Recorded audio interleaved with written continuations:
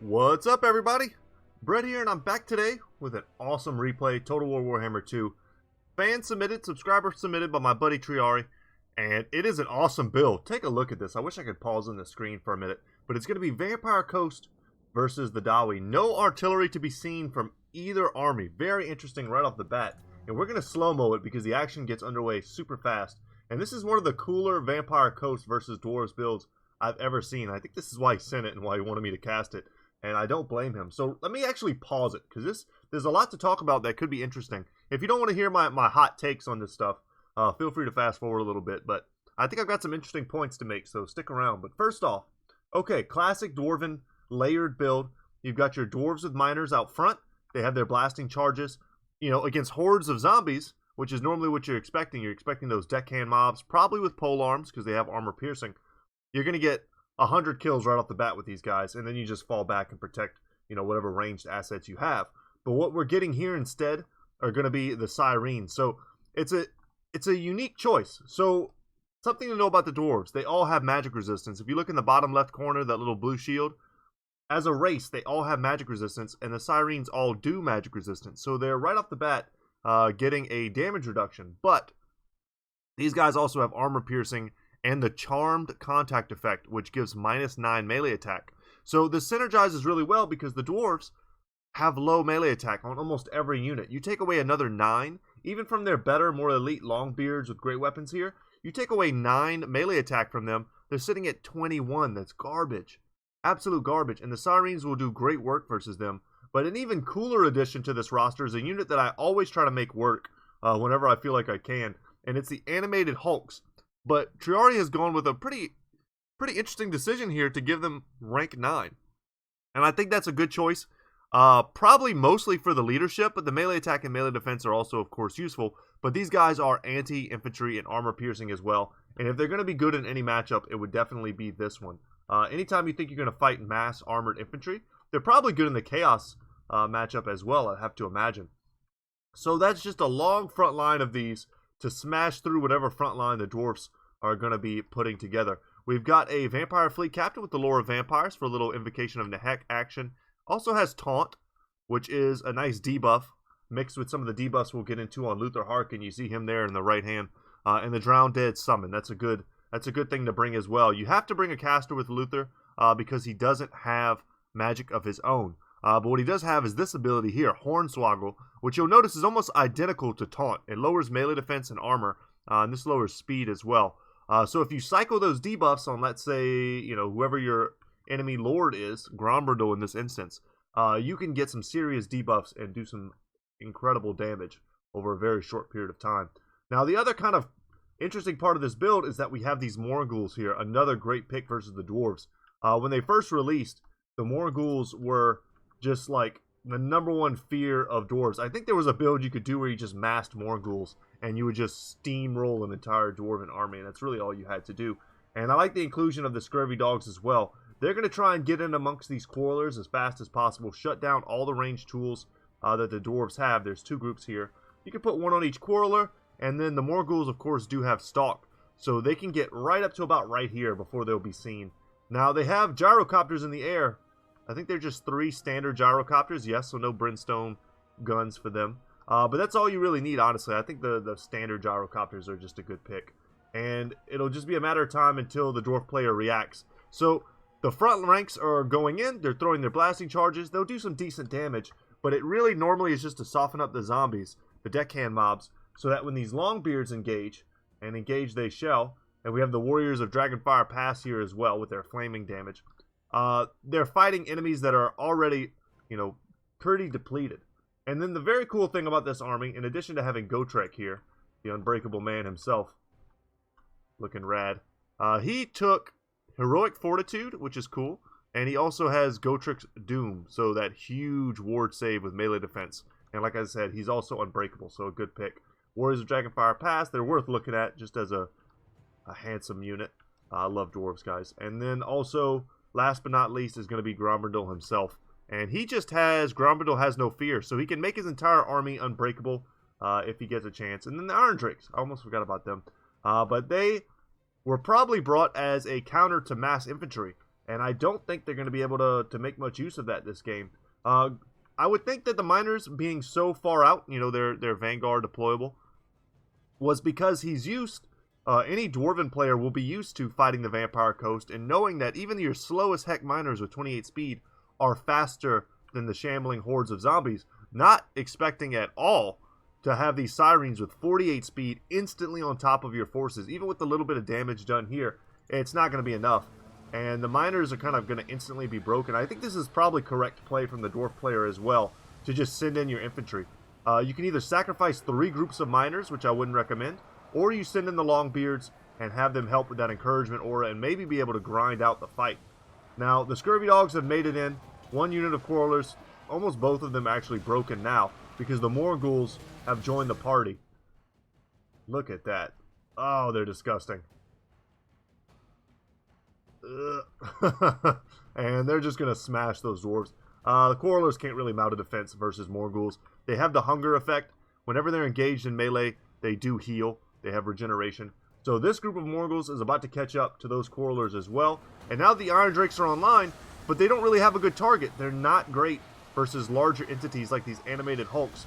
And while they do put a discouraged contact effect onto, you know, the undead, which is good, you can sometimes force them to crumble by lowering their leadership that way, which is kind of what they're doing to the Hulks here. The Morghouls just got pushed through. Their mass is too great, and they're just going to push right on through and start killing Iron Drakes. But Grombrindal is coming. The Gyrocopters are up in the air providing overwatch, but the Sirens, guys, they're more tanky than they are offensive as a unit for the Vampire Coast here. And Luther Harkin is engaged in melee, helping to take down these Longbeards, providing that leadership, making sure these units don't crumble. But the Vampire Fleet Captain also is kind of pushed forward into the back, and she's going to be hacking up some miners as well. Iron Drake's attempting to do some work, but a nice summon here is going to stop the Iron Drakes. They're getting kills, but they're just getting kills on summon units that are already about to disappear.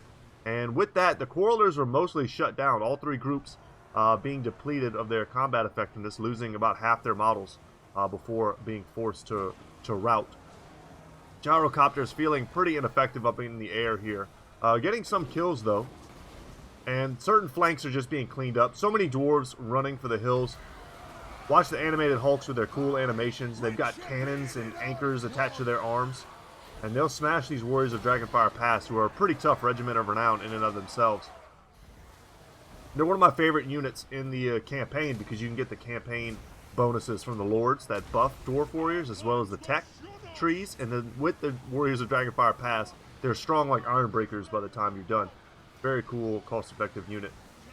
So now, let's see. We've got a bit of a pit fight here. Grombrindal's trying to go in. There was probably a chance there for the Dwarf player to pop Grombrindal Has No Fear earlier, before his entire army, his entire front line routed. You want to try, if you're bringing Grombrindal, you want to try and put all of your units in combat at the exact same time.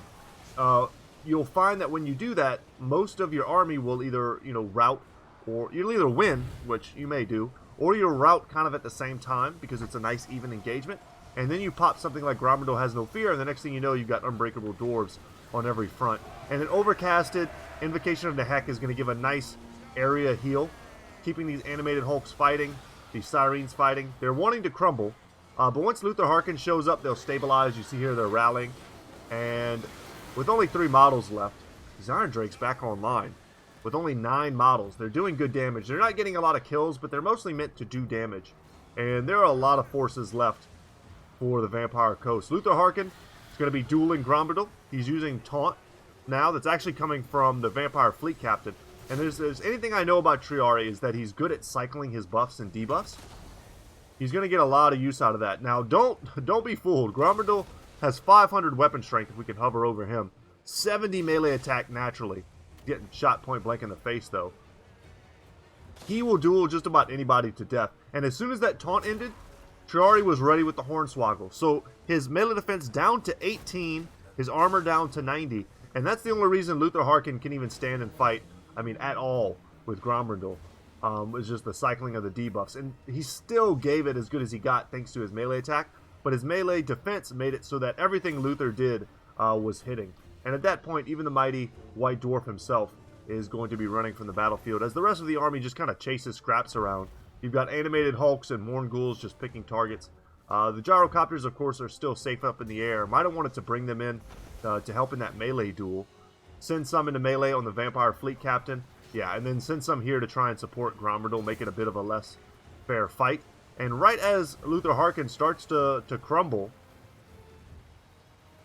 I'm not sure if that's going to be enough. There's just not much of an army left. These Quarrelers are facing the wrong direction. Those Iron Drakes were facing the wrong direction as they, of course, were routing and had recently rallied. If he were able to get this pick here, that might have been something. But a Zombie Pirate Gunnery mob being summoned, that's the upgraded version. And I think he also summoned another version right at the end there, a regular. So 2 summons right off the bat. And I think that was just enough to tip the balance of power. 2 summons like that just instantly. A couple units routing off the battlefield. And that was it.